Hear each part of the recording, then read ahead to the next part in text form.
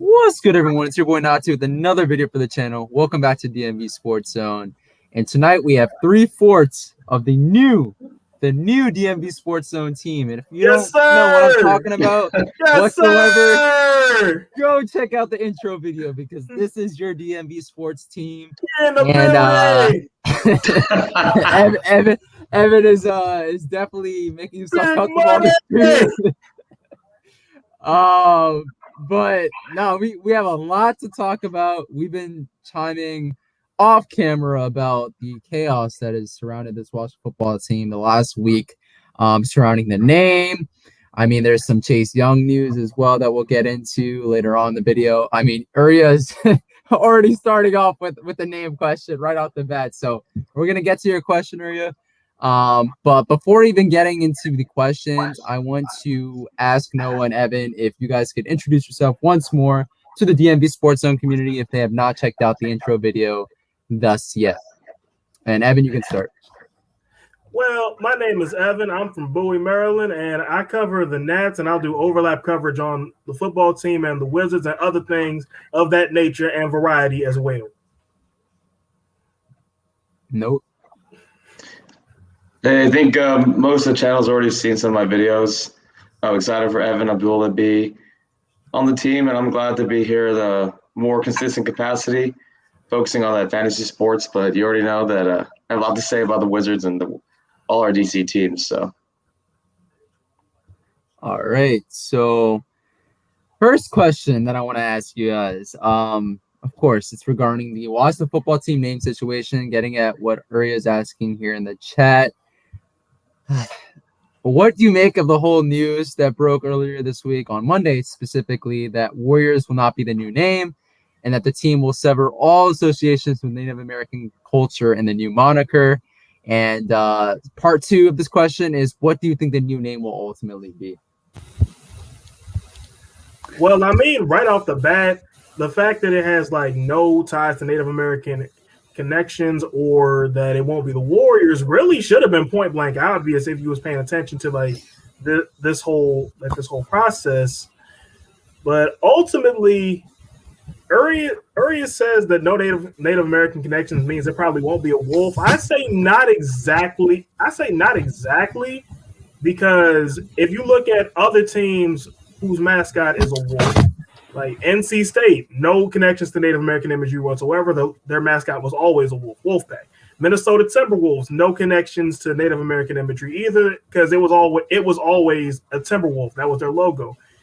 So it could be along that path for Washington Red Wolves, because I've heard I've heard a lot of people, including Jordan, Washington football team today. He mentioned something about like a conservation effort for like red wolves in the wild, and like the name could tie into that. But also another name that I've actually kind of made up myself, and I've grown fondly about it over the last couple of days, is Washington Red Claws. Like, the logo is like a crab, right? Like the name Washington Red Claws, right? And on top of the words, like it's a crab, right? Burgundy and gold colors. Maryland crab. but in the like the left pincer, like that's the one that's reaching out over the name, right? And it has a football in his hand and it's got an angry face. Yeah, I like Washington Red Claws. That's the Maryland side of you coming out, man. Hey, man, DC's in the seafood game too. I know you've been down to the wharf. DC and Nova in the seafood game. My thoughts are, I think it's interesting. Well, beyond the fact about the Warriors name is too associated with possibly, making the same mistake that the previous name had. It's also, the Golden State Warriors is a powerful brand. Why would Washington want to associate having an identical name? They want to kind of make it unique. As Evan mentioned, the Red Wolves have gotten a lot of support from not only the fans, if we're going to change the name, but also a lot of conservationists in North Carolina here on the East Coast. So it really ties into what the Washington football team wants to distance themselves from, which is negative news. And the Red Wolf is a native of Virginia, North Carolina, Maryland. It's one of those things where they've still stuck around, Northern Virginia is quite the suburb, so there's not a lot of wolves left, but they're still sticking around. So the whole thing is like they're the underdog. They're supposed to be extinct. a lot of other wolves have been gone extinct in different regions of the United States. Yeah. So it ties into that underdog. Save the pandas, y'all. They're not endangered no more. Forget the pandas. Save the red wolves. Save those carnivores. But more importantly, it ties into the underdog story. So I think that fits well with the Ron Rivera-led team.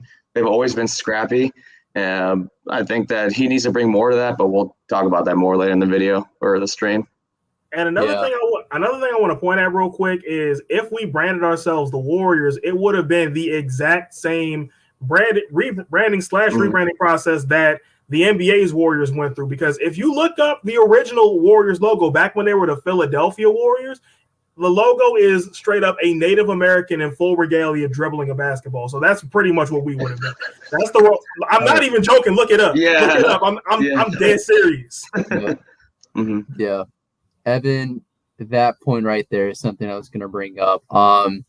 Been holding my tongue long enough. I'm gonna go off right now. There's so many things to talk about with the whole story that broke on Monday. One of the things I want to talk about, it's kind of funny how all this name change stuff. I mean, obviously with our name, definitely was the most polarizing, most controversial among all the Native American names. I think we can all agree about that. But I do find it a little funny how the Kansas City Chiefs and the Golden State Warriors can really avoid all this name change trouble when they start Atlanta Braves. Well, I mean, they did have there was some talk last summer, but for the most part, yes, I agree with you. They've kind of gone unscathed. But like, it's kind of funny when if you win all the time, all this stuff just goes away. The Golden State Warriors, this is a point that I want to bring up, and Evan brought it up in his last remark. They literally, their logo was off a Native American, right? Like it was a Native American in the logo. Ultimately, they rebranded. Now you got the Golden Gate Bridge, right, in the Bay Area, San Francisco area. So it makes sense. But like, why can't? It's kind of complicated because at the same time, right, we want to move off from the Native American imagery because we had a name for, 80 plus years with that imagery. I get that. But at the same time, I feel like if any team is going to be named the Warriors, I would want a team in the DC area to be named the Warriors, right? Because, I mean, you got obviously the Army, right? The military, right? Huge military presence in the area. I mean, you also got, just like government, right? Like, it's just tough to me, right? Like, when you have a name like Warriors that, in my opinion, could drift a lot off of like the Native American imagery, which I know this team is very much worried about. Like, I personally don't see the problem with it, but at the same time, I get it. They had a bunch of focus groups and they interviewed a bunch of Native Americans, and a lot of the Native Americans were fearful that we were going to revert back to the Native American imagery, which we're trying to break off from. So, I mean, I get it at the end of the day, but I will stand by my first comment that it's funny how all this change stuff goes away when you start winning. Just want to bring that out. And then in terms of their new name, what I think will ultimately be, it's funny how like Washington Football Club now is gaining a lot of traction. I've been saying since day one that I prefer club over team. I know that might be We're like not a soccer team, though. We're not a soccer team. I know. DC already has a soccer team. Shout out to DC United. I get it, but in terms of how it sounds, I prefer Washington Football Club over Washington Football Team. And it's definitely up there as a possible choice, and I think it's a legit one. And then we got the Red Wolves. I think, I mean, if you're gonna say Red Wolves is tied to Native American imagery, I mean, then you could say anything is. If you stretch it, yeah, but on its own, no, not really. It really isn't. And also, we've seen a bunch of teams in the past that have previously been named Redskins that renamed to Red Wolves, and like they've gone unscathed, right? So, like, I think we can University of Miami, much like University of Miami in Ohio, they used to be the Redskins and changed their name to the Red Hawks. Yeah. Yep. And I think Arkansas State or was Arkansas State? They were the Indians. Yeah, Indians, and then they were the Indians. Yeah. Speaking of Cleveland, aren't they still named the Indians? If I'm not mistaken, they're about to change. Yes, but the name is about to change. Yeah, after 2021, which suggests they have a name lined up and ready to go. Mm-hmm. But I don't like which leads me to another point. Like, even if we did have a name ready to go last season, the fact that this whole process jumped off so close to the season means that we probably still would have played 2020 under the name Washington Football Team anyway. Mm-hmm.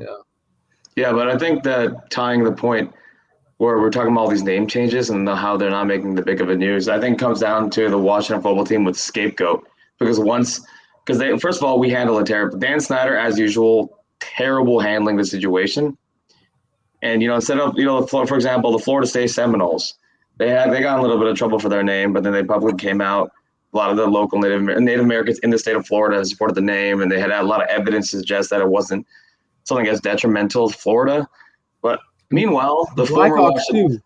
Exactly, Chicago Blackhawks. Yeah, the Chicago Blackhawks, but the Washington Redskins in true typical fashion fumbled the bag, and they really had a poor situation. On top of that, we were having ownership problems, and then that's why it was so easy to scapegoat the Washington Football Team in the media, because we already had so many things wrong with the organization that we really focus on us. So you talk about these other teams that have these problems, even if they're changing the name, it's not as big of a news because the previously Washington Redskins, were always in the news for the wrong reasons, either bad performance in the field, ownership problems. So we were just an easy scapegoat. I think it ties into what we're going to be talking about later, because we were until very recently a very dysfunctional organization. And I think that's what it comes down to. Yeah. I do want to say this. I saw this on Twitter as a name suggestion. I don't know if you guys are against this name, but I don't know. I like the bold. Like the bold, the burgundy and gold. Like if you put it together, the bold, Washington bold. I know that I liked it at first, but I'm sort of on the Red Bulls bandwagon. But if we're just throwing name suggestions out there, it's a good name, but not for like a football team. Like I said, same with the club thing. It's not a good football team. Like we could, it's a good name for like a section of fans or something like that, like a hype crew or like something like that. But as for the team name, I'm not feeling it. That's fair. Do want to get to some of the comments right now. I see Washington Renegades, but as Uria sort of hinted at with this comment right here, if you look up the definition of Renegades, aren't they like outlaw? Yeah, like aren't they you don't want known for just like rebelling and not being outlaws and stuff, which I don't think we want to name our team as off of our previous history and stuff. Definition of a renegade: a person who deserts and betrays an organization, country, or set of principles. Imagine a team in DC named that. Traitors. Playing in the capital of the country, calling ourselves a name that translates to traitors. Yeah. I mean, you also got to think about the stuff that went. And even then, that's not as bad of a name as another one I've heard, Washington Monarchs. Because I get the reference to like Britain, who we broke away from, but you got to understand from a historical standpoint, at the time we was breaking away from Britain, Washington D.C. was straight up not even a thing yet. Yeah. So that's why Monarchs don't make sense. Yeah, I agree. Some other name suggestions: Wolfpack of Washington. That sounds kind of. I don't know if we're gonna go with Wolves. I don't know if you guys have a take on this. If we're going Wolves, we need to go Red Wolves, because I feel like Wolves is just generic. I agree too. It's too generic. It's too generic. I think Red Wolves, it perfectly ties in the red part of the old team name and has actual history in the region and has a good storyline. Like you just say like the Wolves or the Wolfpack. That's okay even for like a college like NC State Wolfpack. And but it's not for NC State ain't the only Wolf. We ain't got to worry about a lawsuit from them. We're not the only Wolfpack. NFL franchise versus a college, Like the only like lawsuit from a college who I could see is like if the mascot looks too similar to a Husky and then the University of Washington comes knocking at our door. Like that's pretty much it. That's fair. Mm-hmm. Because that's pretty much the one thing you have to think about. Like, because wolves and Huskies do kind of look alike. Yeah. Mm-hmm. Yeah, but I think that. Go ahead. No, go ahead. Yeah, but I do think that like Red Wolves makes the most sense. And the thing about branding is from a business perspective. I'm bringing some business here. Is that once you build that brand, like you don't want to kind of break away. And a lot of the fans, including us, are all like, "This is a good name." Even if you're not 100% on board, it's better than anything else we've heard. So when you see a lot of like new names kind of building momentum right now, in my opinion, the franchise should not look at those names because Red Wolves was there as the real possibility being the name last season, and enough fans like it, there's enough history for us to go forward with it. So all these new names, even though they sound good, like they don't have the same. You're taking too much of a risk by hopping on to this new name. So you either got to keep the name the same or you're going to write name Red Wolves. We're down to 2 options, maybe a third if you want to vary the club, the team, but really taking too much of a risk at this point if you want to bring a new name.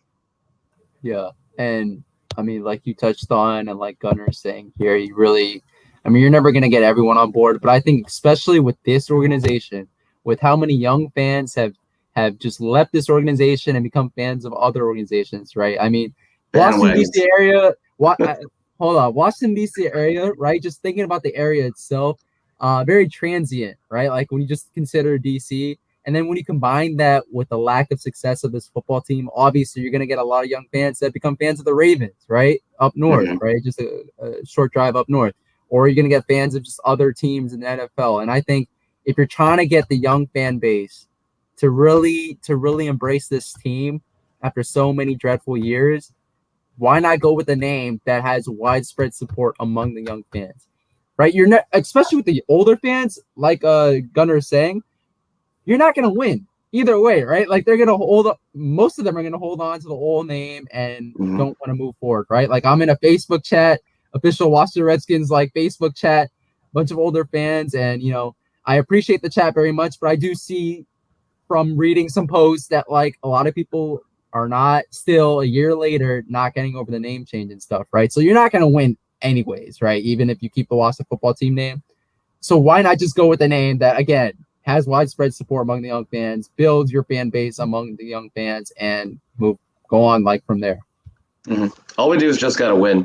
I like I said about the Warriors, even the new franchise in the NHL, the Las Vegas Golden Knights, everyone was roasting that name. They're like, Golden Knights so goofy. Then they made the Cup final. They're a good team. I still think it's goofy. Golden Knights is actually a pretty good name. But another point I want to make is like, notice how long it took the Golden Knights to get their name, and look how long it took the Seattle Kraken, the new NHL team, to get their name. Like, so the fact that we still don't have a name isn't exactly out of the ordinary. Yeah. It just highlights how much more complex the naming and branding scenario, how that process is much more like complicated than we think it is. I think we just got a new team and go on and win. It's not as simple as you roll out of bed one day and say, "Oh, okay, let's be the Red Wolves." It's not that simple. It's a long time coming, so there's no point backing up now. What are your guys' thoughts on Roger Smith's suggestion and Uriah's suggestion as well of being named the Sentinels? I think that was isn't that referencing something? It is. And honestly, I feel like that's the only city-based name that's not like laying it on hella thick. Because I mean, like the other names are presidents, which no, and then generals, monuments. It's just kind of like, I understand the reasoning behind it, but it's just kind of laying it on thick. You feel me? Yeah. And the only other one that I kind of remotely like is Senators, because it ties into DC's, like, we're basically like the political city, like Capitol Hill, the White House and all that. And plus it ties into the history of DC sports, seeing as how we've had technically two baseball teams named the Senators. So like that's the only one I kind of like. And if you think about it, that's the only retired DC name we can use. Because like we can't be the Redskins no more for obvious reasons, and we also can't be the Bullets because it would be insensitive as hell to name a team the Bullets in a country where every other day we're hearing about another mass shooting. Like that would be like tone deaf. Yeah, I think, but the one problem now is that since the NHL, the Ottawa Senators are up there too for the same reasons. Ottawa's got like because Ottawa's the capital. Yeah, exactly. Geography fact, kids. Ottawa's the capital of Canada. Okay. Not Toronto. Not Toronto. Drake is not the president of Canada. I'm sorry, guys. The president is obviously Austin Matthews. Come on, y'all.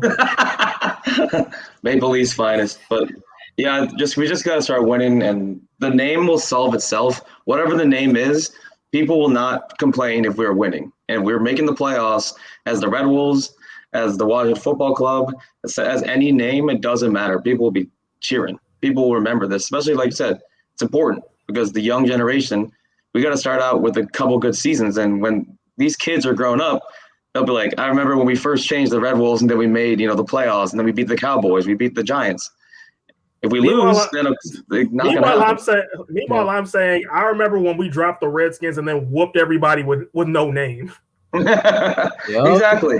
But either way, week 1 against the Chargers, FedEx Field is going to be packed. Why? Because we just won the NFC East, and now we have players who people would actually want to see on our team.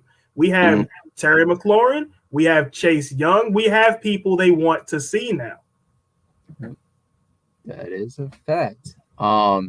Yeah, like I mean, look at the Washington Football Team name. How many people went online and just trashed this name upon immediately hearing that was going to be our name for this past season, right? Like, and then compare that to now, where, I mean, even myself, like I'm not a fan of Washington Football Team, but like I can also like tolerate the name, like, you know what I mean? Like there's progression in that because of the fact that you saw us winning, right? The last year we won the division. We tasted success, right, for at least the season, and ultimately that changes your mind about the name. And I think we're gonna get that with this new name as well.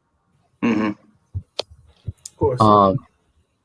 But moving on from the name change discussion, which I know we'll talk extensively on this channel for the next couple of months, and really up until we actually finally get the new name. I felt like we went a little bit long on that one, but hey, it's a complex subject. No, I mean, give the people the content they want. Look at the comments. Yeah.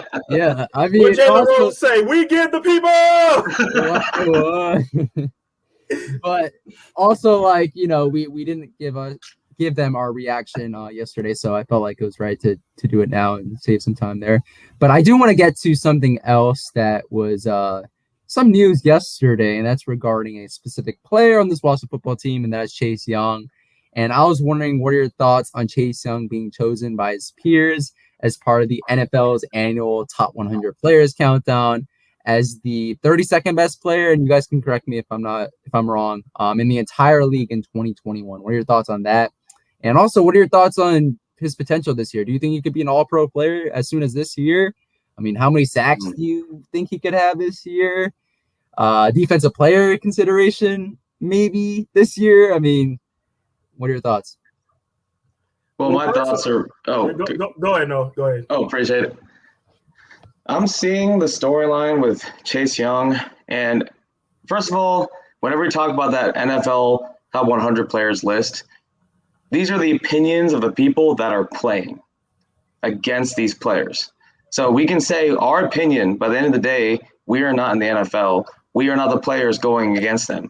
Keep in mind, offensive linemen are the ones that are giving the good opinions on Chase Young. These are guys playing them every Sunday. A lot of times when you play, as a former college football player, you have that pride in the line, and you don't want to admit your player might be better than you. But if they are pushed enough to actually say, like he's a game-changing player, then we can't question that. I think he definitely deserves to be on that list.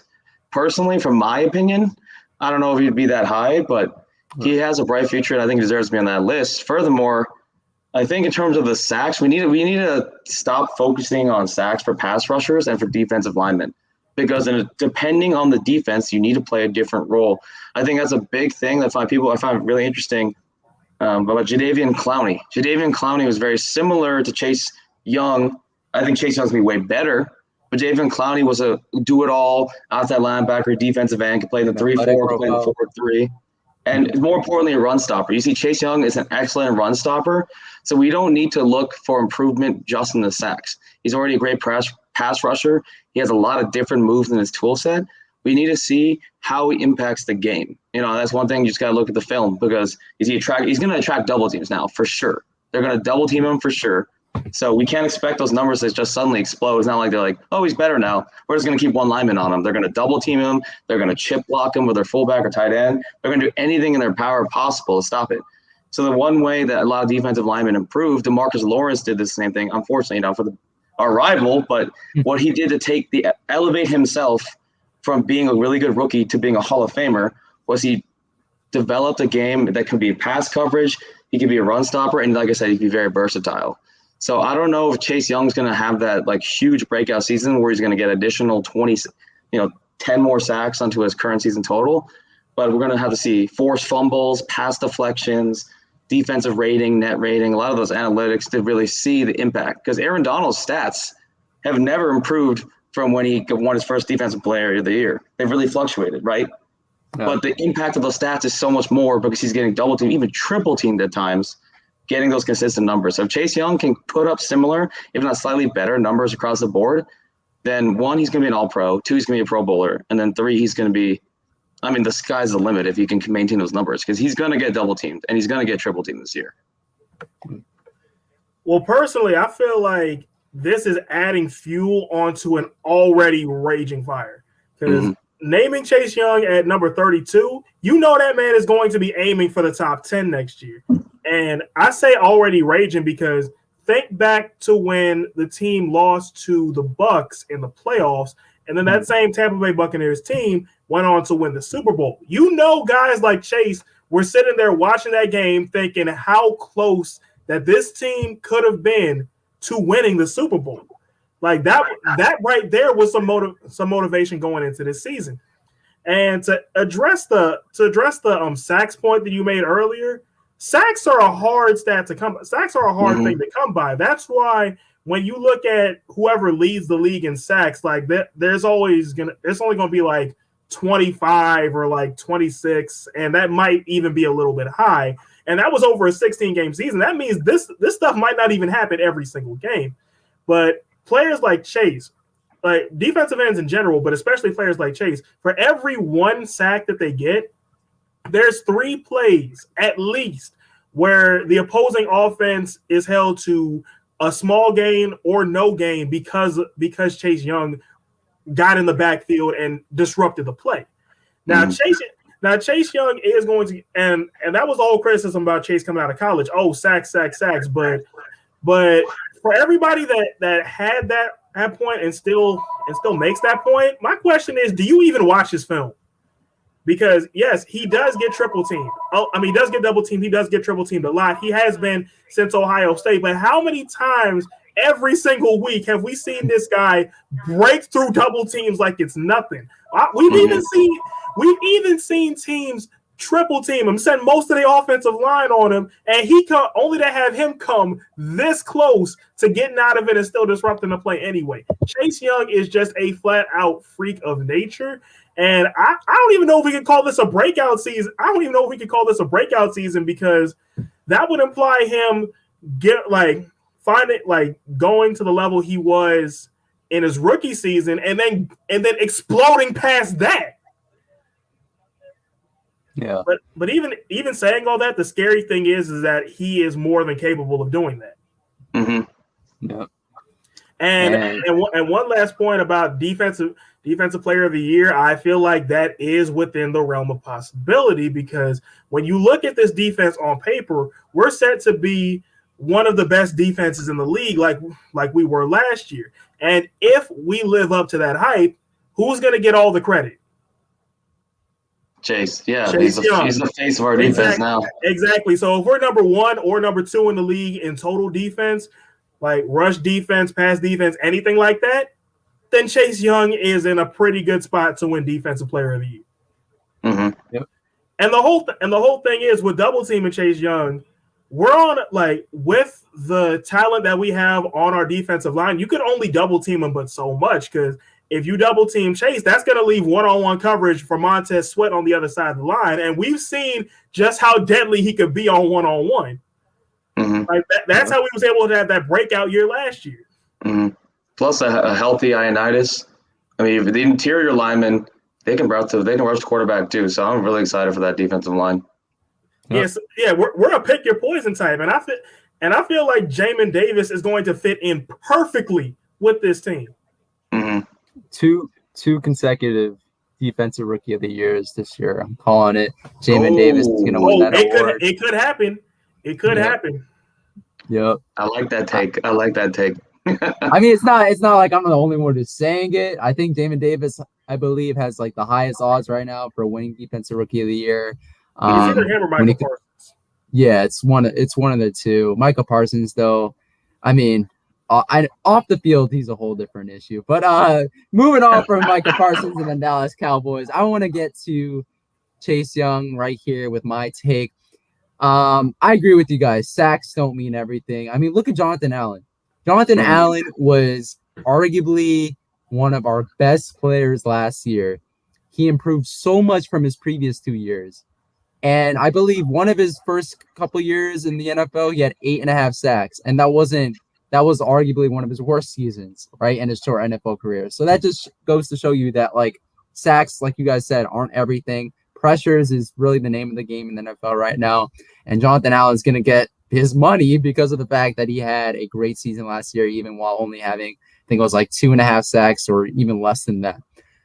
And then with Chase Young, how he's going to do this year, where he ranks, I think 32 is a little bit too high, to be honest. But at the same time, I think it shows us that if his peers respect him that much, I mean, look out, man. Chase Young, defensive player of the year, maybe this year, maybe in a couple of years. I think he's definitely in contention for that. Obviously, you have a guy like Aaron Donald, who is an absolute machine, Hall of Famer, future Hall of Famer, just putting up, great season after great season. So we'll see about that.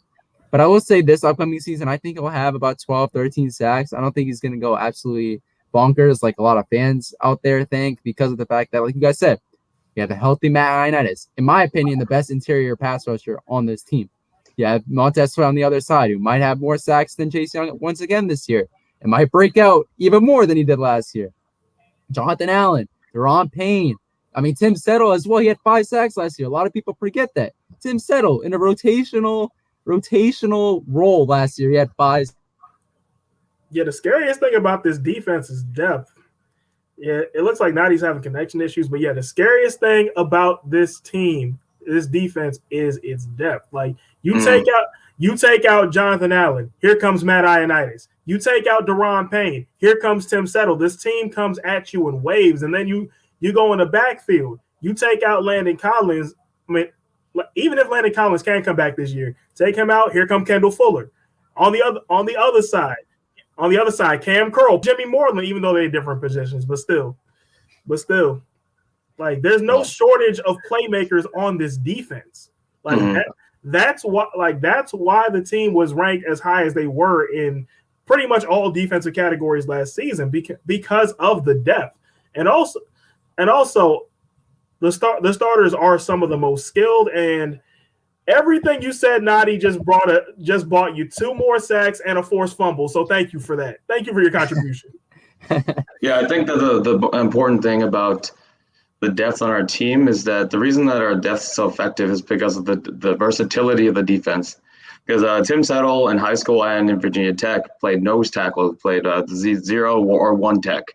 So we can move from a 3-4 to a 4-3, and Rivera does do that. That's why his Panthers defenses were so nasty. Because Thomas Davis could play middle linebacker, he could play outside linebacker, he could even go down defensive end. You got Kuechly, and we have a very similar team here where we can move people to outside linebacker. Sweat is a perfect 3-4 outside linebacker. And if we need to play small pass rushing defensive end, and our DBs, they're DBs for a reason. They can play safety, they can play corner. We can have such a creative defense as long as Holcomb can continue to step up and Bostic doesn't become a traffic cone, because in my opinion, I don't think he was that great last year, then we're okay. We just need the linebackers to hold. That was one thing I was a little disappointed with the Washington football team not doing. We did not upgrade our linebackers, but of course we have a lot of other priorities. So I think they're just putting faith into Holcomb. I really think Holcomb is the guy that we need to focus on the linebacker room, because Bostic really does. I mean, like I said, I don't think he's a great player. I mean, obviously, like in an NFL standard, right? In an NFL standard, he's a decent starter. I don't think he should be a starter on a defense as good as this. We need to see what Holcomb can do, because if you saw training camp, Holcomb was playing a lot of reps at the middle linebacker position. So, I mean, hopefully Bostic is just a depth guy, and then we could make Holcomb our starter and then move Sweat to the outside linebacker, the weak side. So that's our one. Where do you put Jamin Davis, though? That's what I'm saying. They have a lot of options, Paying attention to training camp is going to be crucial because I want to see what their combinations are going to end up being. Because we kind of know the big players and some people that are going to be starting. It's not about the issue about who's going to start. It's like where they're going to start and what type of defense we're going to run. Are we going to change anything or are we going to keep it the same? Really curious to see because, our linebacker core is not the best. We can easily fill those weaknesses with some of our other players, so we'll see. Yeah, I think Jamin Davis, ultimately, they'll start him off at will linebacker and see how things go from there. I think eventually he will be that Mike linebacker for us because of what Noah said with John Bostic. I mean, you guys know at this point, and a lot of people in the chat are probably already know at this point as well, but I am not a huge John Bostic fan, and I agree with you, Noah. Thank you so much for speaking like straight facts with that statement that John Bostic is no more than a backup linebacker on a really good defense, and I hope his snaps will be numbered this year, and I hope that Jamin Davis will overtake him and will be that stud behind that defensive line. I do want to bring up another name that we didn't even talk about, which just shows you how great this defense is going to be this year. I think William Jackson III is going to be an absolute star on this defense, an absolute star.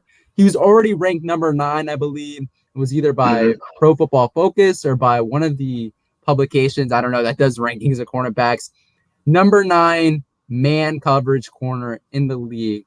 And he was playing really well, right, in the Bengals secondary without a great defensive line for most of his career. 2017, he, I think, had the lowest passer rating against in 2017. So I think he's shown the potential of being a really good player in this league.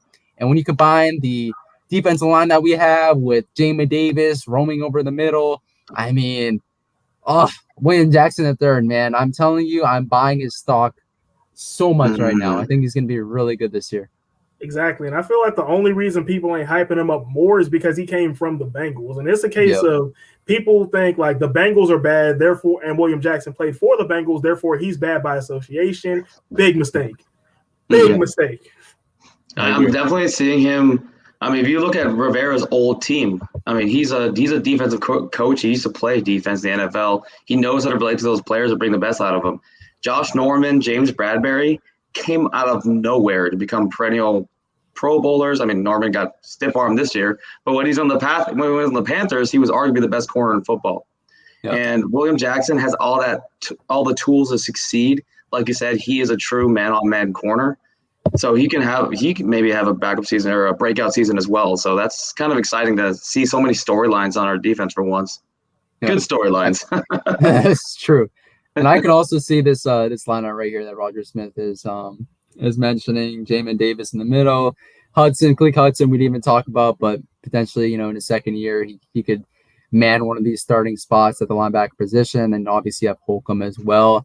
I do want to say though, with this linebacker group, again, like Noah said earlier, collectively it might not be, very good, but I think when you have a Jamin Davis, right, and you have a Cole Holcomb, I think they should be pretty solid this year and should definitely give you better production than they did last year.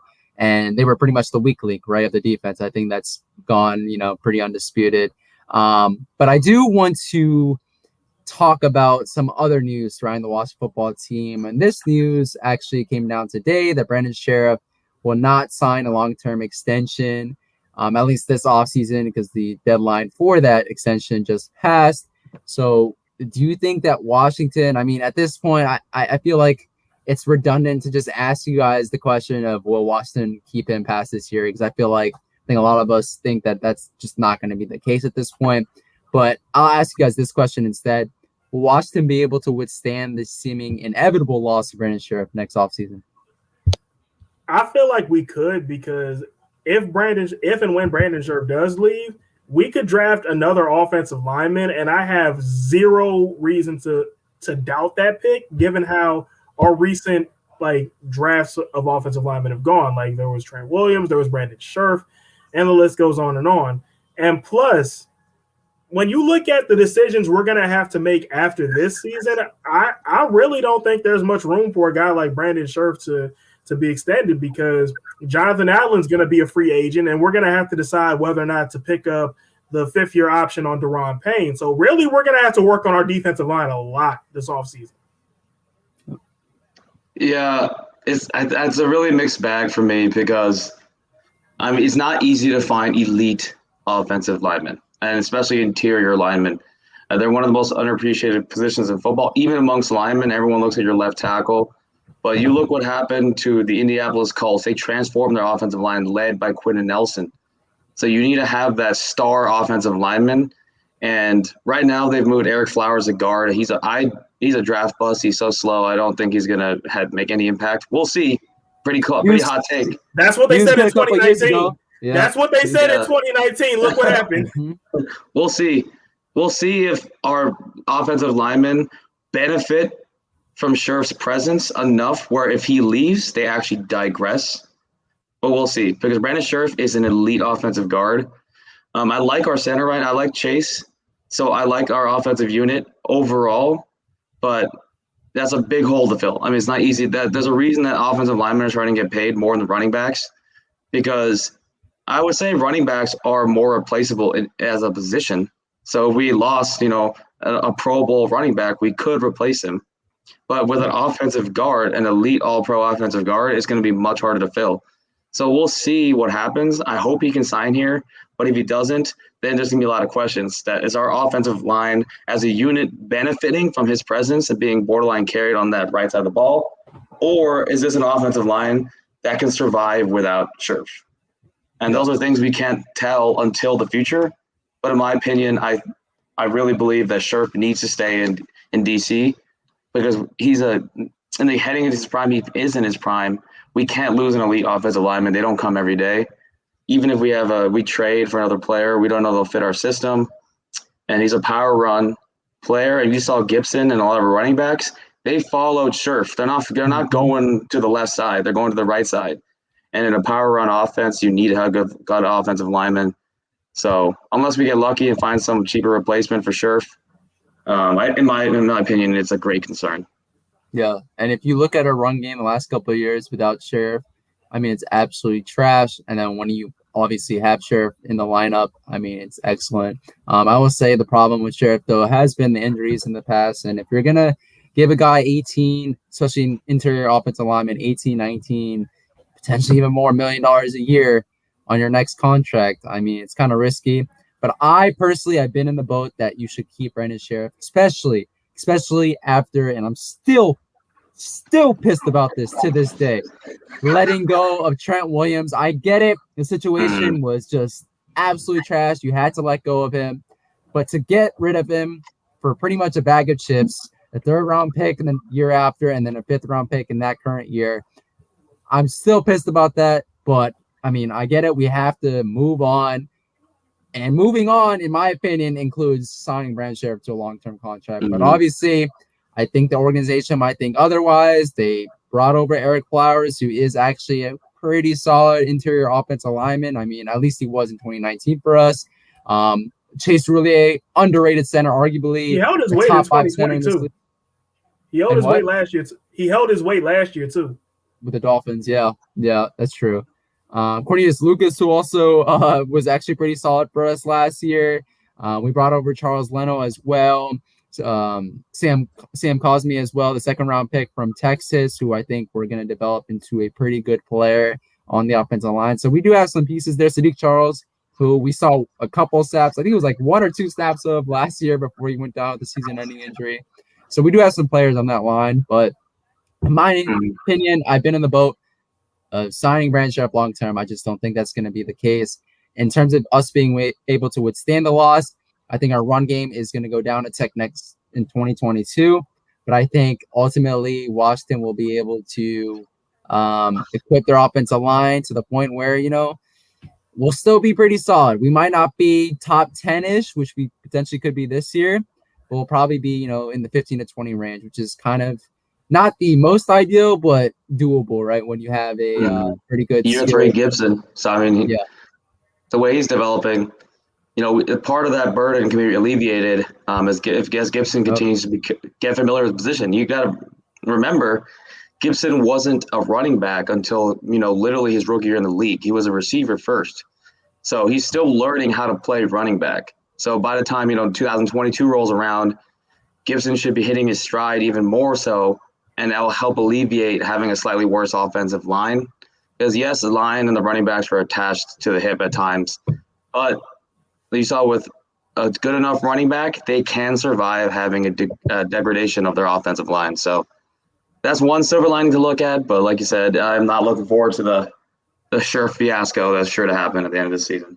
Yep. And good point here, Roger. Even if we do let Scherff go, we could potentially get a comp pick back because of the fact that Scherff is going to get absolutely paid next offseason. So there's that to look forward to, I guess, if we don't re-sign him. Juice, I mean, this is unrelated to what we're talking about, but it's just something that I had to say. I don't agree with you, Juice. If Washington and their talent evaluators did not want to go after Mac Jones or Justin Fields, I totally think that's fine. I mean, we just finished, right, the Dwayne Haskins fiasco, and I know you're still kind of maybe sort of a fan of Dwayne Haskins, but at this point, that experiment absolutely failed here in DC, and I do not want to see a duplicate of that. And I think if Washington evaluated the quarterbacks, did not find their guy, did not think their guy was going to be drafted in the first round, then why is there a problem? Why do people keep thinking that Washington screwed up? Like, get a guy that you think is going to be solid next year, Jamin Davis, and just move on. All right, so there's two schools of thought here, and both of these addresses why Washington, in a way, was kind of right to not trade up for either guy.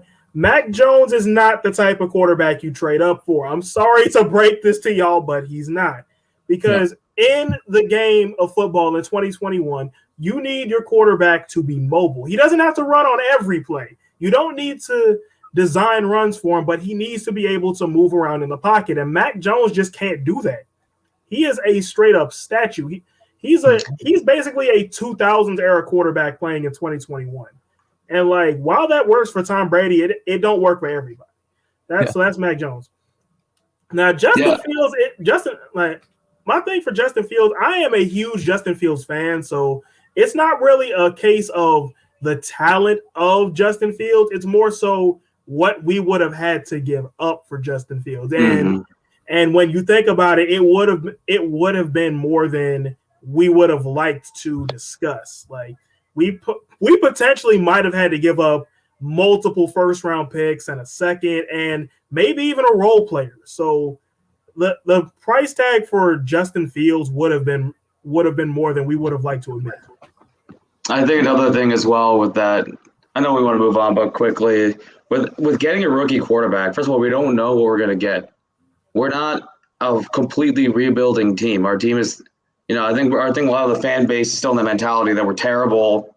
We need a savior. We need RG3. We need Alfred Morris. We need a savior, someone to save this franchise. But our team is set up for playoff success. I mean, we made the playoffs. So that's what I'm saying is that Ryan Fitzpatrick is a perfect bridge quarterback because a lot of really good quarterbacks are free agents 2 years from now. A lot of their contracts are expiring. We'll chase after them. We don't need to trade up and give up all these assets and take a huge risk on Mac Jones or Justin Fields. Like Evan was saying, Mac Jones is a pocket passer. He doesn't fit our offense. Justin Fields, he is mobile, but he doesn't fit our offense either. We don't need to force ourselves to find a savior. When we have Fitzpatrick, who is going to be a good bridge quarterback, and, in the inevitable moment when he gets benched, after starting the season on fire, Kyle Allen comes in. We don't need to have a super, like the savior. Yeah. So and then the free agency pool is strong. It's very strong next season. And in the draft, you never know. There's always plenty of quarterbacks that rise through to the occasion for each college season. So we have a lot of more picks. We don't need to trade up. We just need to see what we have now and develop this offense. Because the thing is, if we brought in a new quarterback, we'd have to change the entire offense. Fitzpatrick was brought in because he can play the offense that already exists. We don't want to risk regressing McLaurin. We don't want to risk regressing newly added Curtis Samuel, Logan Thomas, all these young guys in our offense. You bring in a new quarterback, it easily could lead to disaster because you have a lot of inexperienced players on the team. So you need a veteran bridge quarterback that has that kind of stabilizing presence, and that's the right move for the Washington football team. I agree. And moving on rather quickly. So I do want to get to a couple of other things regarding our DMV sports teams. The first thing I want to get to and I want to ask you guys about is what do you make out of Juan Soto's epic matchup in round one, the home run derby, with fellow superstar and maybe, just maybe, the second coming of Babe Ruth and Shohei Ohtani on Monday night. And because of the fact that Ohtani has been in the news for pretty much this entire week, largely because of the Stephen A. Smith comments that I wanted to leave some time to discuss here tonight. What are your thoughts on the comments from earlier this week? And what are your thoughts on Ohtani? Do you think he could be, if not, is already the face of baseball? All right, first of all, Shohei Ohtani, when we talk about Shohei Ohtani, he's better than Babe Ruth. We can put these Babe Ruth exactly, yeah. Babe Ruth put these Babe Ruth conversations to bed because he's better. Why? Because Shohei Ohtani plays in a day and age in not just baseball but athletics in general, where athletes actually care about their conditioning. Like you have a man in Babe Ruth that was chowing glizzy, like was crushing glizzies and smoking cigars in the dugout mid-game. Don't nobody do that no more. Mm-hmm. Yeah. All right. Yeah. But then if I'm gonna switch gears and get more serious about like the comments that Stephen A. Smith made, like his main point was that Shohei couldn't be a face of baseball because he used a translator. Like this is just wow. It's not accurate and it's very harmful because at the end of the day, that's what the translator's for. And he's trying to make the point that we can't understand what he's saying, but again, that's what the translator is for.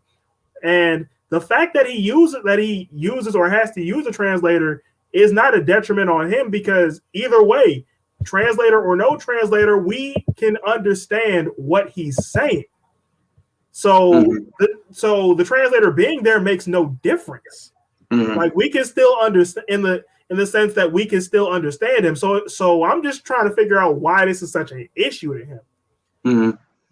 Yeah, definitely agreeing with Evan on that take there. I think at the bare minimum, you gotta look at it logically. The best player in the MLB right now on the analytical side of things is Shohei Ohtani. You could argue a few other players, but Shohei is doing what no player has ever done in the MLB. I mean, he's playing both on the offensive defensive side of baseball, which sounds weird for people that don't know baseball, but there is an offensive defensive side of things. That's literally we call it hitting and pitching. Exactly. Like to put in perspective, that's like our quarterback. That's like the Washington football team's quarterback also starting a middle linebacker. That is literally supposed to be impossible. He plays quarterback and cornerback. Yeah. So, talking about Stephen A. Smith's comments, I think it's just from a place of it's a place of ignorance because there's a lot of other players even in the NBA. I mean, Giannis, Dirk, when he came into the league, they didn't know English that well, but they've learned over time and they've slowly become the faces of the league in their playing era. Shohei Ohtani is still a young player, and regardless, it shouldn't even matter because that's what a translator is for. Baseball is a global game. Not everybody speaks English. They need to use translators. No one's saying no one in those countries are saying they don't know my language, that I can't watch them. They just want to watch baseball. And Ohtani is the best thing to come to baseball in a long time because he's the markability. Even Vladdy Jr., Tatis, Scherzer, we are having this age of really marketable new wave of players that are not like the baseball players of old, like Babe Ruth or the classic, he's a huge, out of shape guy that just hits dingers. These are athletes. They're exciting for the game and they're really marketable. So it's just a place, beyond the ignorance of the comment, it's just a foolish comment by Stephen A. Smith because there's no reason you shouldn't market your best player. Okay. So I was probably one of the few people out there who actually heard his comments live, like on First Take. I took a little break out of work and watched First Take, and I'm not gonna lie, I was kind of taken aback by his comments. I will say this though. Let me say this. I get where he was coming from when he said that with baseball, obviously it's not like the NBA, it's not like NFL where you have a huge young fan base. It's pretty much, mostly at this point because a lot of baseball has pretty much died out in this country, if we're going to be honest, and in a lot of parts of this country, especially among young fans. You have a huge contingent of older fans, right? And like, I mean, when you're talking about trying to ingratiate yourself with the older fans, maybe there might be a problem with that. But at the same time, my opinion on this whole matter is that Ohtani's talent speaks louder than anything. So, I mean, he is clearly the face of baseball at this point. I mean, in my opinion, he is saving baseball at this point for a lot of people who watch the sport, who don't watch the sport. I mean, he's just bringing some much-needed entertainment to the sport. Obviously, you have other guys like Fernando Tatis and Juan Soto right here in DC who had an absolutely great showing in the home run derby. And some other guys as well. But I mean, to see a guy in Shohei Ohtani pitching at the caliber that he's pitching at, while also hitting, I think he led the entire Major League Baseball in home runs for most of the season. I think he's second right now behind. He still does. Oh, he has a lead now. Yeah. He's still first. Mm-hmm. Like, that's why he was the number one seed in the home run derby, because he leads the league in homers. Mm-hmm. Makes sense. So Vladimir Guerrero is number 2. He originally had the lead. But Ohtani overtook him in the last couple of weeks before the Derby, or the All-Star game or All-Star break. So, yeah. So, I mean, either way, I mean, I think we can all agree he's the face of baseball at this point. Mm-hmm. Yeah, and if we want to talk about his showdown with Juan Soto, man, yeah, that was one for the ages. that was one for the ages. Although if I'm gonna be real, Ohtani, when a minute passed in his turn and he didn't get one home run, I'm thinking, wow, Juan might really do it. And then he just hit this second gear, and I'm like, oh no. I'm like, oh. Mm-hmm. But then they was tied. I believe it was like in 22, right? Yeah. So Juan hit 6, and I'm in the extra time, and I'm thinking, okay, this might not be enough. And then Ohtani starts out slow again, and I'm like, maybe not. And then he comes back in that second gear, and I'm like, bro, at this point, just at this point, either win or lose. Yeah. It was a great showing by both of them, but I think that this was huge for DC baseball because Juan Soto and Scherzer are finally starting to get the recognition that they deserve. We are from that. We're not even old, and we're from that generation that still thinks Zimmerman, Harper, like those are our guys. And we, for that brief period, when Harper left, it's like who's going to be that next guy up? And we got Scherzer and Soto. I still got love for Christian Guzman too. Christian Guzman. Oh my gosh, yeah. Yeah, so that was a great showing by him. But I think it's interesting to see the Derby the Derby always really shows like the different types of hitters. Because, logically, you're like Ohtani and guys like Vlad Guerrero are going to be super good. They're going to automatically win. My gosh. Exactly. Especially at a park like Coors Field.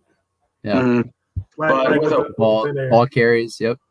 But with those bigger hitters, Ohtani, it takes a lot out of him. I mean, he's built like literally Captain America. He's 6'4", 230. You could see it toward the end of like his the first round. Like, I'm not talking like the extra time. I'm talking like the end of the 3 minutes. You could tell it was wearing on him. Mm-hmm. Which is why I think, in my opinion, they should add a new event. But then again, past the first round, everybody looked tired except Pete Alonso. Yeah. How exactly was he the only one not tired? And he hit 35 in the first round. He was dancing around. He was dancing to the music, man. Like he was just vibing. He just felt himself. Yeah. But yeah, I think like Soto was definitely built for that type of event because he has the endurance. Because he's more of a versatile hitter, which is exactly why they should do kind of like the NHL. It's like who can hit it the furthest. NHL's who can hit the hardest slap shot. And Ohtani's that guy who can send it out of the park. Soto is too. But when you're a power hitter, officially Juan hit it the farthest. Yeah, 520 feet. Yeah, 520, somewhere around there. Mm-hmm. But overall, great showing for the both of them. And this is good for DC because Juan Soto is like, for the casual baseball fan, they're looking at who's the big pitcher, who's the big hitter. And Soto is that, and Scherzer is the pitcher. So we're in good hands from the DC. Yeah, because Max Scherzer's a maniac, and Juan Soto pisses people off because he likes to have fun. Yep. Speaking of which, the National League lost the All-Star game, but you know what? We got to see the Soto shuffle 3 different times, and he swung on 3-0. So really, we the fans won. Yeah, especially DC fans. I will say this though, I mean Soto, he's a legend in the making. I mean, he already won a World Series here in DC. I mean, I got his jersey and stuff. Huge fan. I mean, all of us are huge fans of him. But like, I think the sky's the limit for his future. I know it's getting off from the question, but just wanted to mention that. I do want to. There's man, we think about that 2019 playoff run, and we think of some of the greatest pitchers in the game: Clayton Kershaw, Garrett Cole, Justin Verlander. Soto took all of them deep in their own ballparks. He was 20 years old too, right? He was 20. He turned 21 during the World Series. Yep. But dog, that is crazy to think about. That is crazy to think about. Especially since Dodger Stadium is not exactly the easiest park to hit a home run to, although you can hit one to right field because the wall is short. Yeah. But by right field, I'm talking like right by the foul pole. Like, so yeah, that's not the easiest park to hit a home run in. Minute Maid Park, Minute Maid Park ain't exactly the hardest, but it ain't exactly the easiest either. Yeah. And Juan hit one to the train tracks. That's like going to Coors Field and hitting one like upper deck. Because Coors Field is a big ballpark, but then again, it kind of has to be. Yeah, I know we're running short on time. I just want your quick takes on 2 last questions. The second to last question, obviously we have to like put this into the stream, but who in the world do you think the Wizards will actually hire as their next head coach? According to ESPN's Adrian Wojnarowski, Nuggets assistant coach Wes Unseld Jr., who obviously has ties to this organization via his father, and Bucks assistants Darvin Ham and Charles Lee are the finalists for the head coaching position. So I want your thoughts on that. And do you think the Wizards are, they're gonna find the right guy? Because obviously in the past the Wizards have made questionable decisions, but do you think this is going to be the start of something different? Well, truth be told, if I had to pick one, I pick Wes Unseld for the legacy. But Wes Unseld and David Ham have both shown in their times in Denver and Milwaukee, respectively, that they're capable of lifting up young talent and getting the most out of them. And that's exactly what we would need here in DC. We've got young guys in Rui Hachimura. We got Danny Avdia, Daniel Gafford. We got Thomas Bryant and whoever we pick at number 15. And all of these guys are right around my age because I'm 24 and or younger. So this is exactly what we would need long term because people look at the Wizards, they think, oh, Russell Westbrook, Bradley Beal. But a lot of the team, sans Russ and Brad, that we have right now is young. So we need a developmental coach, more than anything. Yeah, my thoughts are similar. The thing is, a lot of times when you look at coaching hires, you want to see the history of the types of coaches they hire and what type of offense they want to run. And I think the favorite to the public is Wes Unseld because of the legacy that Unseld Jr. has for Wes Unseld Sr., rest in peace. But there's that connection there. But in my opinion, I think that the person that's going to be chosen is going to either be Darvin Ham or Charles Lee because they offer the player first mentality first and foremost. But they are also more defensive-minded coaches. And you've seen what he's been able to do with Drew Holiday. Giannis is becoming obviously one of the best defenders in the league. Chris Middleton, Brook Lopez. If you make Brook Lopez an all-defensive second-team player, you are a great defensive coach. And I think that's one thing the Wizards struggle with tremendously. But we need to make sure we have the balance because this is not the same team. Bradley Beal, frankly, needs to step up his defense to be in the consideration of being a superstar. I think he's a star. He's one of the top 20 players in the league, but if you want to be top 15, top 10, got to improve his defense because there's moments where he looks old Harden-esque, just gets blown by. And when you're a two guard, you are guarding some of the best players in the league. And there was one point we were so desperate. You saw that lineup: Raul Neto, Russell Westbrook, Bradley Beal at the 3, Hachimura playing small ball center, and Bradley Beal was getting cooked. I'm sorry, he was getting cooked by the other forwards. So we need to improve our defense altogether. I think Hachimura too. That's another reason why I think one of the Bucks assistants are going to be the head coach, because Hachimura has Kawhi level defensive potential. I really think he does. Defensive and offensive, because one thing I've noticed from Rui is he's developed his mid-range game. He's really actually put in work in developing his mid-range, and it's paying off. Mm-hmm. And if we want Hachimura to become the player he can be, they need to have a player-first coach, which is all three of them, over all three of the candidates. But we also need someone that's from a very defensive background. And I don't think Wes Unseld Jr. has never been an assistant coach that really preaches and focuses on the defensive side of the ball. So I think one of the Bucks assistants will be the final hire. And I'm really excited to see what he can do with those young players, because all the young players we have that raw potential, but each one of them have the same problem. Hachimura is like, he has potential to become a great defender, but he has not become even a good defender yet. And then you have Thomas Bryant, great rebounder, great energy guy, but is he going to become more of a Naz Reid, or can he become like Harrell and play decent defense? I'm not saying they all should become elite defenders, but our net defensive rating was literally in the bottom 5% for almost everything in the league. That's unexcusable, especially with our talent, inexcusable. So I'm really curious to see what they do there. I really think that's going to be one of those two Bucks hires, because we need to develop our young players, which is what they can do, and also create a more defensive culture on the team, which I think they also can do. And if we can even get mediocre, okay defense overall, we're okay, because we were a great scoring team last year. And hopefully finally Bertans can gather dust on the bench, because he's a pylon. And then we can put in Bryant as that other forwards. You have Bryant, and you have Gafford and Hachimura, and those are your main guys. And then we don't have to deal with terrible defense from Bertans anymore and going 4 for 15 from 3. So looking forward to that. What a trash contract. Just Wizards, man. Otto Porter and Davis Bertans will go down in history, unless Davis Bertans turns things around this year. We'll see. But no, I agree with you guys. We need a defensive-minded coach. My gosh, the Wizards. How many years have we talked about them not being able to play defense? Like, I think it's time to correct the problem. I like Wes Unseld Jr. I mean, you know, there is the legacy there. His father was the greatest Bullets player of all time, so you got to give him that. But, like, Darvin Ham, Charles Lee, I mean, Noah's pretty much convinced me in his take that one of those two guys should be here in D.C. off of my previous opinion that Wes Unseld Jr. should be the guy. So we shall see, man. Wizards, defensive-minded coach, and hopefully things go up from here.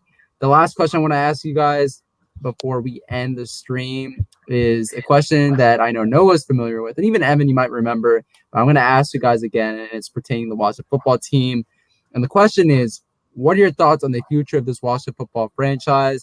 Do you think that Coach Rivera is building a winner to the point where this team might win a Super Bowl in the next 2 to 3 years? Ooh. Okay, 2 to 3 might be a little bit of a stretch, but I agree with that. I do believe that Ron Rivera is building a winning culture here, because Ron Rivera did a lot of things in 2020 that past head coaches, namely Jay Gruden, just would not have been able to do. Like, he's gotten great success out of names that we would never even thought of, like a Logan Thomas, like a Cameron Curl, like even a Kendall Fuller in his second stint, even though we knew what he was capable of by this time. Like, he's gotten success out of a Cameron Curl that never would have came with the previous coach. So it's not necessarily like the raw wins and the NFC East Championship that I've noticed last season, although that was a nice bonus. It was that every player was straight up playing their ass off every single play. Like, nobody ever took a play off. And that was a much needed breath of fresh air for us. Mm-hmm. Yeah. I think it comes down to, first of all, Ali, shout out to the Sam Cassell. I was actually thinking about that. I really wish that was a finalist for the Wizards coaching job, but oh well, he's been robbed of an assistant. He's been I'm not going to go on a whole rant. He's been absolutely robbed of a head coaching job. It's an insult that he's not a head coach somewhere. But back to the football team. I think that the Washington football team and Rivera is the one to lead us to a Super Bowl. Because if you think about it, he was one good left tackle away from winning a Super Bowl. A lot of people like to blame Cam. Here's what's scary about the 2015 Broncos. The reason why Ron Rivera lost that Super Bowl was because they beat him at his own game, defense. Do you know how tough it is to beat Ron Rivera at defense on the defensive side of the ball? Yeah, and Denver did that. Yeah, people blame Cam Newton for that. It was not as, honestly, the only thing that you could really say is the fumble, the lack of effort. But if you look at Mike Remmers was a turnstile against the Broncos. So like I said, Rivera was literally that close to a Super Bowl with a roster filled with people just like the Washington football team. Think about it. Josh Norman, Mike Tolbert, both of those were Pro Bowlers for the Carolina Panthers. They played at Coastal Carolina. They were undrafted players. Rivera knows he doesn't get enough credit when it comes to believing in underrated diamonds in the rough and really making them the stars. I mean, Antonio Gibson, literally before the start of the season last year, frankly, people didn't realize he was an absolute nobody. He was supposed to be a body at camp. He wasn't supposed to do anything. Then he switched to running back, and now he's our future star running back for the future. So Rivera. Again, we bring up Cam Curl. Bring up Cam Curl, 7th round pick. Mm-hmm. We have from a program in Arkansas that's long since faded from glory. Mm-hmm. And there's so much underrated talent on this team, and he's developed the team perfectly. But I think that like I said, the only thing we're missing is that quarterback. But Rivera is extremely patient because same with the Panthers. For many years, they were that good team that lost to the Seahawks in the divisional round until they finally broke through because he found the guy he wanted. He found the players he wanted. Rivera, I love that culture where we'll be a good franchise and be consistent every single year, and then we find our guys, we'll make the Super Bowl. And this is the most talent he's had, arguably outside of Kuechly and Newton. We have a lot of players that could become stars. Terry McLaurin could become a superstar receiver, and I think he will be on his next steps. We have Chase Young, obviously, Sweat. We have players that he likes to have. Logan Thomas. Look what he did with Greg Olsen. Greg Olsen was a blocking tight end for the Bears, and he became a superstar tight end when he was healthy. Logan Thomas can take that next step. He has all the pieces he had before, and now is the added bonus that the only thing he has to worry about is a quarterback. Fitzpatrick, he's patient. He'll be the bridge guy. Taylor Heineke could be a possibility as well. Shout out ODU. But at the end of the day, Rivera has the ability, and the team has the ability, I think, to win a Super Bowl in that 2 to 3 year range. It all comes down to them. It all comes down to are they actually gonna follow through and perform? Because we can talk about it all day. I think that's a perfect way to wrap things up. Is that we can talk about this all day. At the end of the day, they got to step up. And if players like Chase Young and Sweat don't live up to expectations, it's 100% their fault. They have all the talent in the world. They have the system, and the resources they need. They have a player-first coach. If they fail, it's on them, and it's something that I hope doesn't happen, and I really don't think it will because they're really character guys in that locker room. So with all that considered, hot take, maybe someone will look back years from now, but 2 years from now, we will be either in the Super Bowl winning it, or we'll just be in the Super Bowl. And I'll take that. I don't care if we lose by 50 points. As long as we're in the Super Bowl, that's a miracle. So I really think we could make it in 2 to 3 years. Okay. I keep plugging in this video, or the idea of me making this video, and it's coming, guys. It's coming. But as some people who are watching this know already, I definitely think within 2 to 3 years, Washington will be at least in a Super Bowl, like Noah is saying, or potentially, could be equipped to winning the Super Bowl. And I think Coach Rivera has learned from his mistakes in Carolina. I mean, that's one of the first things he said in his press conference here in DC when he was announced head coach. Talked about how he learned from his mistakes in Carolina and how he's going to some of the things that he learned is ultimately going to carry over here in DC. And I think we've seen, signs of that, right? With how the defense has been built, with how the overall roster has been built around the quarterback position, right? Because in Carolina, first, you drafted Cam Newton and tried to find all the right pieces around him. I think Washington's wide receiving core is way better than what Cam Newton had to deal with when he obviously went to the Super Bowl in 2015, right? So we're building that roster around the quarterback position, and I think it's going to be next offseason. But at the very least, in 2 offseasons, we're going to find our franchise quarterback, and sky's the limit for this team. And I think a Super Bowl contender, and then ultimately a Super Bowl winner is in the books for Washington. And with that being said, thank you guys so much for watching. Please make sure to like, comment, and subscribe to the DMV Sports Zone channel, where us 3 plus 1, 4 people, a full team, try to post fire content on here as much as possible. Also, go follow our Twitter page at DMVSportsZone and our Instagram page, all lowercase, DMVSportsZone. Very great content on there as well. I do want to plug this next week, next Thursday night, I believe, the next Watch the Football weekly live stream. We actually have two of the biggest YouTubers in the Watch the Football team community that have agreed to come on. It's going to be an absolute show, so make sure you guys join. Ali, peace out, bro. Peace out to everybody who joined earlier. Thank you guys so much for watching. Noah, Evan, it's going to be a fun journey, boys. It's going to be a fun journey. Have a great night, guys, and see you on the next one. Oh, make sure to check out Abdullah's video, potentially coming tomorrow. So just wanted to give you guys that as well. Peace out.